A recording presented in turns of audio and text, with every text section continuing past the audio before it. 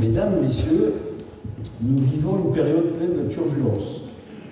En 2020, nous étions confinés, nous découvrions le virus Covid qui nous avait poursuivis jusqu'en 2021.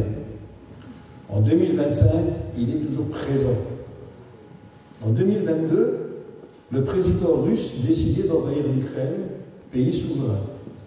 Cette guerre dure encore et, selon plusieurs sources, approche le million de victimes. L'une des conséquences, en 2023, les prix des énergies, gaz, électricité, carburant flambaient. La municipalité avait vu ses factures de gaz multipliées par 3,5. En même temps, Total voyait ses profits battre des records. 58 milliards de 2021 à 2023. À la différence des Français, dont les revenus étaient mis à mal, les actionnaires des multinationales se goinfraient. 2024 allait nous réserver bien des mauvaises surprises. Des terroristes du Hamas assassinaient froidement 1200 citoyens israéliens. Cette attaque déclenchait une riposte du gouvernement Netanyahou, faisant à ce jour plus de 44 000 morts du côté palestinien, dont 15 000 enfants. On nous annonce un cessez-le-feu. Espérons qu'il soit définitif. Quand les hommes arriveront-ils à régler les problèmes sans massacre? La paix en Ukraine, en Palestine et partout où les armes tuent. Voilà mon premier vœu fort pour 2025. La France passe d'un Premier ministre à l'autre. Le problème, c'est que tous proposent les mêmes politiques que celles mises en œuvre depuis des années et que les Français ne supportent plus. Le MEDEF en rajoute et propose maintenant de supprimer l'abattement fiscal de 10% sur les impôts des retraités. Cela rapporterait 4,5 milliards à l'État. Et si un impôt était créé sur les bénéfices boursiers?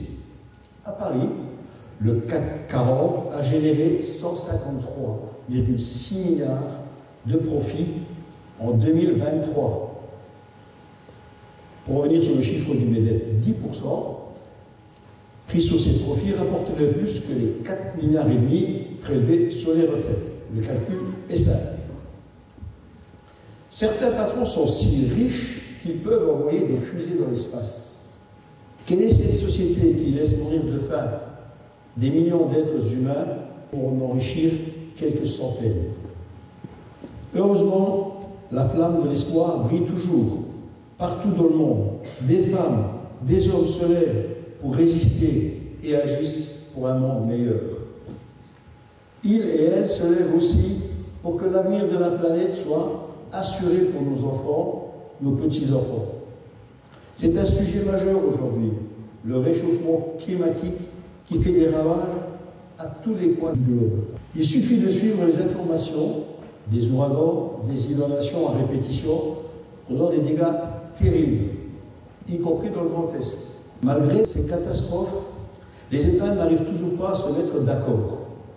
Les patrons des multinationales ne trouvent pas, face à leur rapacité, des dirigeants politiques courageux. Faire disparaître la forêt amazonienne leur apporte beaucoup d'argent. Tant pis pour le poumon du monde. Ceux qui détiennent la clé pour déverrouiller le système, ce sont les peuples. C'est vers eux qu'il faut toujours se tourner. Ils sont plus forts que les multinationales. Malheureusement, trop peu en sont conscients. La majorité, lassée par les politiques de ces dernières années, s'en remet à des choix très incertains, voire contraires à leurs propres intérêts. Ce tour d'horizon est important, nous ne vivons pas dans une bulle, et les choix politiques du pays nous impactent tous, population, collectivités territoriales. En 2024, nous avons vécu les JO de Paris. Ce fut l'occasion d'une grande communion des Français autour de nos sportifs, une belle réussite, un moment magique. Nos athlètes nous ont fait vibrer, nous ont émus et offert des moments de joie et de fierté. En 2024, nous avons célébré les 80 ans de la libération d'Allange. Les troupes de l'armée de Patton sont arrivées par la rue de Fontoy, devenue depuis rue des Américains. La municipalité avait déjà eu l'occasion de marquer cette libération en posant une plaque avec un nom. Stanislas Kosacki, qui avait guidé les troupes alliées, les aidant à déloger les Allemands qui restaient. Nous avions ainsi honoré la mémoire de cet Algrangeois courageux qui avait poursuivi le combat en s'engageant dans l'armée. Le jour de la commémoration, le conseil municipal des jeunes et 21 collégiens, accompagnés de leurs professeurs et de M. Lozière, principal du collège, ont pu suivre le défilé et apprendre de cette période noire. Ce fut pour moi l'occasion de rappeler qu'une rue d'Algrange porte le nom de Jean Burger. Aujourd'hui, si je posais la question « Qui était cet homme ?», peu de personnes auraient la réponse. Jean Burger était le chef du plus important groupe de résistance en Moselle, le groupe Mario. Il était un militant communiste qui avait fédéré autour de lui 1000 résistants. Il est mort en déportation à Comble, tué par une bombe américaine tombée sur le camp de concentration où il se trouvait. Le CCAS avait organisé en novembre un repas suivi de la projection d'un film sur le groupe Mario. Sur le monument aux morts, à côté de l'église, figurent les noms de 40 résistants algrangeois, dont beaucoup sont morts en déportation, et ceux qui en sont revenus portaient les marques des tortures qu'ils avaient subies. La France a officiellement reconnu le rôle de la main-d'œuvre immigrée dans la résistance en faisant entrer au Panthéon le couple Manouchian, entouré des noms de celles et ceux de l'affiche rouge, leurs compagnons de combat. Ils sont tous morts pour la France. Passons maintenant aux événements locaux. L'année 2024 fut celle de la reconnaissance du travail des bénévoles, des dirigeants, de toutes les associations sportives, culturelles, de loisirs, de solidarité, patriotiques, avec le soutien de la municipalité. Un jury national nous a décerné le label de Ville active et sportive. Avec Guy Muller, adjoint au sport, nous sommes allés à Rouen, où ce label nous a été remis en présence du ministre des Sports. 846 communes ont cette distinction sur 35 000 en France. C'est une fierté pour Algrange de figurer au nombre des labellisés. Comme tous les ans, les élus avec de nombreux bénévoles ont proposé des animations avec toujours cette volonté de créer du lien, des espaces de rencontre avec la fête du monde, les jeux d'été pour les enfants avec les estives. Que dire des soirées dansantes proposées par la commission culturelle sous la conduite de Jean-Louis Mérin, adjoint à la culture, et Raymond Hugui, conseiller municipal, mais également vice-président de la communauté d'agglomération du Val-de-Fench. Elles connaissent vraiment un grand succès au point de devoir refuser du monde. Algrange Music Live est devenu, au fil des années, une référence régionale. Je profite pour remercier les sponsors privés qui sont ici présents, j'en ai vu quelques-uns, mais également le président de la communauté d'agglomération du Val-de-Fench qui, depuis des années, nous accompagne sans faiblir pour ce festival de musique. La braderie est devenue une tradition. 2024 a vu la création d'une école de théâtre. La municipalité participe pour moitié aux frais d'inscription. Plus récemment, des cours de chant sont donnés. La vie culturelle algrangeoise n'est pas étrangère au label que je citais plus haut. C'est aussi l'exposition des photos extraordinaires prises du ciel par Bastien Mercier. Elles avaient accueilli un public nombreux à la médiathèque. Je n'oublie pas notre brass band Musicalis, champion de France dans sa catégorie. J'en profite pour inviter tout le monde le 2 février dans cette salle de l'Étincelle pour un concert avant le championnat de France qui se déroulera à Metz cette année. Je souhaite aux musiciens une belle santé pour défendre et garder leur titre. Les spectacles sont proposés par Mélissa Blézin, adjointe aux affaires scolaires, spectacle pour les enfants. Le carnaval traverse toujours la ville pour le bonheur des petits et des grands. À nos côtés, les associations de la ville font preuve de dynamisme et certaines réussissent à fédérer des énergies pour le bien commun. Je pense à Une rose, un espoir, qui chaque année bat des records de dons à la Ligue contre le cancer. En 2024, David Santanica, qui est dans cette salle, et ses amis motards ont récolté 125 494 €, je vous fais grâce, des centimes. C'est fabuleux. Que dire sinon, bravo, bravo. Le rendez-vous est pris cette année pour un nouveau défi, faire au moins aussi bien qu'en 2024, mais pour connaître David, il doit déjà penser à comment faire mieux. Moins spectaculaire peut-être, mais tellement nécessaire. Marcher et courir à Grange, Milange, Clutange, qui organise tous les ans une marche au profit de la recherche contre le cancer du sein. Aux bénévoles de l'association, également un grand bravo. La Ligue contre le cancer a des partenaires efficaces à Grange. Bien sûr, dans un autre registre, les associations sportives et de loisirs ne mélangent pas leurs efforts pour faire battre le cœur de notre cité. Le club de Vespa, toujours présent à nos côtés. Une pensée particulière aux amicales de la Grotte et anciens mineurs. Les présidents Raymond Badlager et Yves Biolaroute préservent notre patrimoine touristique et de mémoire. Je ne passerai pas sous silence les amicales du Vittel, des Gueules Jaunes et de la Bourbac qui donnent de la vie au quartier. L'UNC, toujours présente à nos côtés et qui organise des repas dansants ainsi que des séjours, cela participe à l'animation de la vie. Peut-être ne connaissez-vous pas le club de baby-foot d'Algrange. Il est devenu une référence dans notre région. Il compte parmi ses membres un champion du monde et même plusieurs fois. Car oui, il existe des compétitions de baby-foot du local à l'international en passant par le national. Le nom d'Algrange brille dans ces compétitions. Impossible d'oublier l'amicale des donneurs de sang. Toutes ces collègues qui sauvent tant de vies. Une équipe de bénévoles sous la houlette de Brigitte Oberlin qui n'oublie pas la bonne humeur. Elle est entourée d'une équipe attachante. Le Secours populaire français, section d'Algrange, sous la présidence de Patricia Muller, permet à des familles en difficulté d'avoir de quoi manger, se vêtir, aux enfants de ne pas être oubliés en été par des sorties, pas oubliés aux fêtes de fin d'année où le Père Noël vert distribue des dizaines de cadeaux. Un grand merci à tous ces bénévoles qui prennent de leur temps pour les autres. Et puis le CCAS, Centre communal d'action sociale, piloté par Joséphine Melon, adjointe en alternance avec le Secours populaire, distribue tous les mois des denrées alimentaires pour que personne ne souffre de la faim à Algrange. Ce n'est pas la seule activité du CCAS qui aide financièrement les jeunes à passer le permis de conduire, qui aide les familles sur les retards de loyer, sur les factures de gaz, d'électricité, d'eau, pour ne pas laisser ces Algrangeois en difficulté sombrer dans la précarité.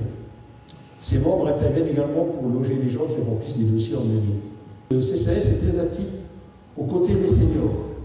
Il y a bien sûr la tradition avec les repas dansants de Noël, les colis et les nouveautés, barbecue à la grotte, et que dire du restaurant des seniors. Lorsque la décision fut prise d'abandonner les plats livrés pour aller vers une cuisine élaborée sur place par du personnel communal, nous servions 800 repas par an. La première année, en produits frais, nous sommes passés à 4000 repas. En 2024, nous avons servi 6000 repas. C'est extraordinaire. Quelle fantastique réussite. Un grand merci au personnel de cuisine pour leur professionnalisme et leur sympathie envers les seniors. Guy Bonifaci, membre du CCAS, gère le restaurant et la partie récréative. Notre service de transport des seniors les mène vers le socio-culturel, également vers le médecin, les pharmacies, les kinés, le Super U ou Aldi.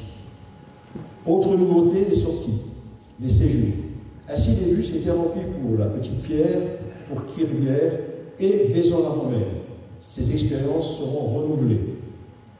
Je veux saluer les commerçants, les artisans, les entrepreneurs et les souhaiter une bonne année 2025, faite de réussite et de prospérité. Votre présence sur le territoire de notre commune est un gage de vitalité. Il y a aussi celles et ceux qui s'occupent du quotidien des Avrangeois.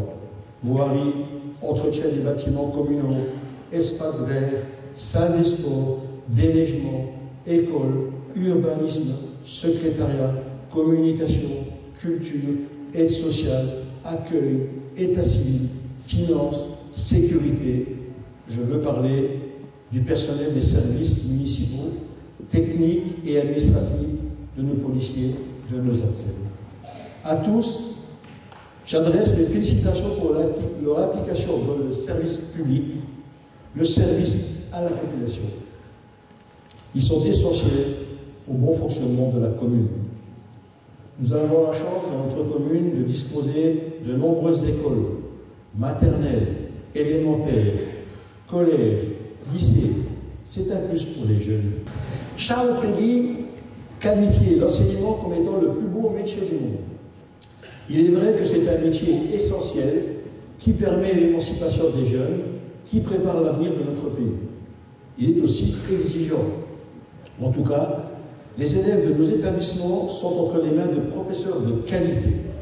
Je leur souhaite une bonne année personnelle et professionnelle. Une bonne année à la police nationale, qui est bien présente dans notre commune, la journée, la nuit. Merci pour votre dévouement au service de la sécurité de nos concitoyens. Je passe maintenant aux travaux. Je ne vais pas détailler tous nos investissements. Les habitants d'Avranches peuvent les suivre sur les bulletins municipaux et nous éditons parfois 2 fois par an. Voilà en résumé nos réalisations de 2024. En voirie, les rues Poincaré, Quémel, Le Haye, Primevert, Pinay, Passage Saint-Jean, rue Jean-Burger, l'éclairage public en air, les écoles, l'informatique pour nos services en mairie, le parking maternel Londres, les heures de jeu pour les enfants, les rénovations d'appartements communaux et de la perception. Tout récemment, nous avons mis en service le parc d'activités pour chiens.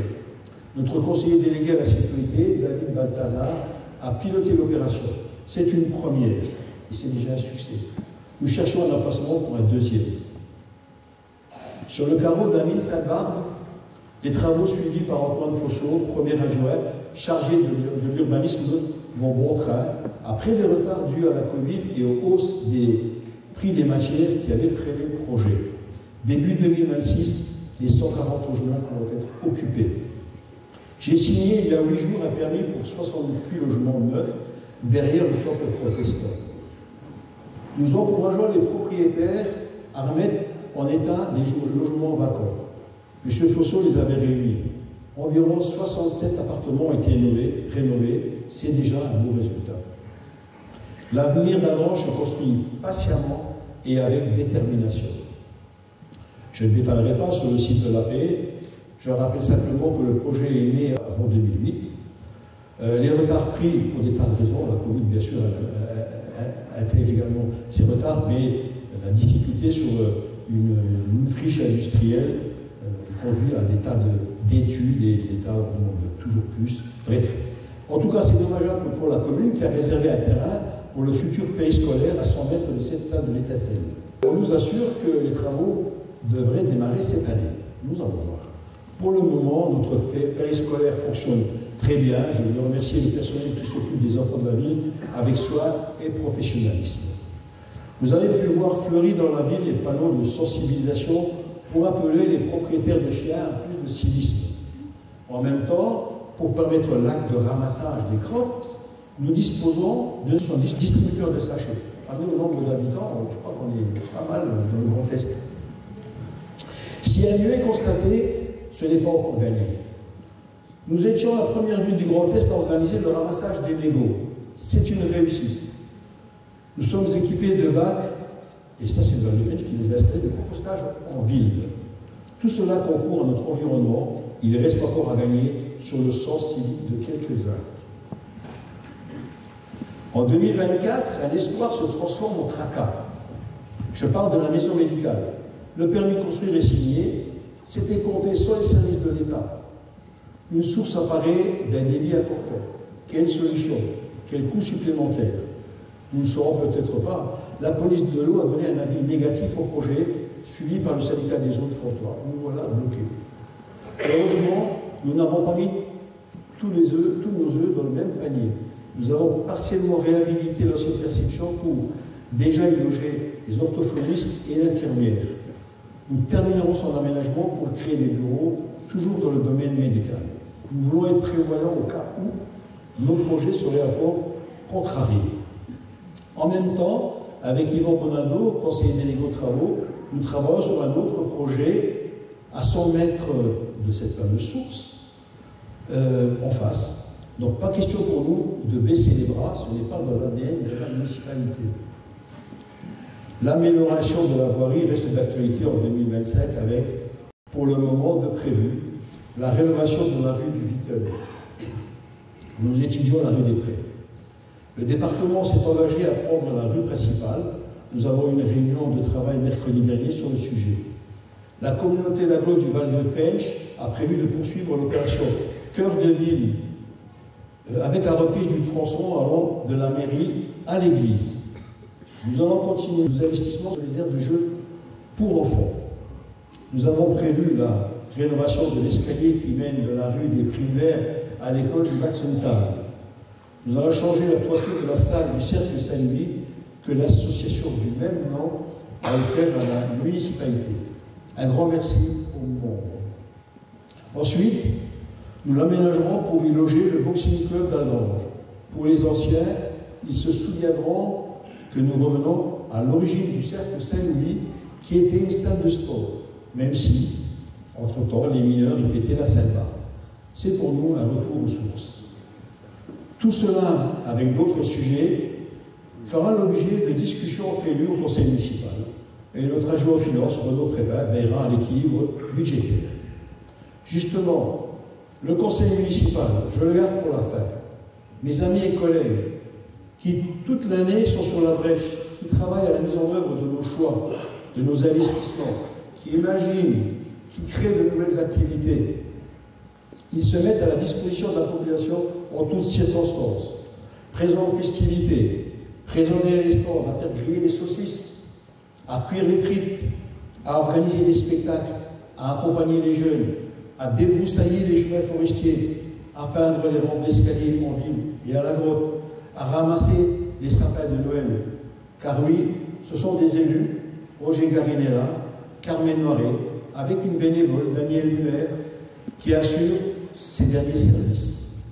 Je n'ai pas cité Muriel, Vincent, Aurélie, Céline, Roland, Patricia, Marc. C'est chose faite. Mais je peux vous dire que tous mouillent la chemise pour notre commune. Ces femmes, ces hommes qui m'entourent me sont si précieux. Mes chers collègues, je vous adresse mes chaleureux remerciements car je sais pouvoir compter sur vous pour cette nouvelle année. Un grand merci au conseil municipal et des jeunes pour leur application dans la cité.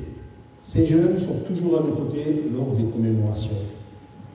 Vous avez entendu ma collègue maire, Fatimata, citer les actions menées avec des priorités, la solidarité, le cadre de vie, la lutte contre le harcèlement. Peut-être cette expérience déclenchera des vocations. Notre conseiller délégué à la jeunesse, Michael Dorga, les accompagne avec Mélissa Blessa. À vous tous qui nous faites le plaisir d'être présents ce soir, à la population d'Algrange, j'adresse tous mes vœux de bonheur, de santé, d'amour, de réussite. Je vous dis à bientôt dans le cadre de nos animations tout au long de l'année et je vous invite à partager le verre de l'amitié qui sera bien accompagné de solides. Merci pour votre patience et pour votre attention. Bonne année à tous.